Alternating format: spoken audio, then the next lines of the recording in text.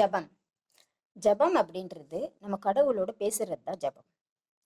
ஒரு சில கடமை ஜபங்களும் இருக்கு. இப்போ கிறிஸ்டியன்ஸ் எடுத்தீங்கன்னா ஜபமாலை சொல்லுவாங்க. இந்துக்கள் எடுத்தீங்கன்னா என்ன சொல்லுவாங்கன்னு எனக்கு தெரியாது. அந்த ஜபத்தை நம்ம எப்போ சொல்றது நல்லதுன்னா, அதிகாலையில அதிகாலை 5 மணிக்கு அந்த ஜபத்தை இல்லை 4 மணிக்கு சொல்றதே ரொம்ப நல்லது.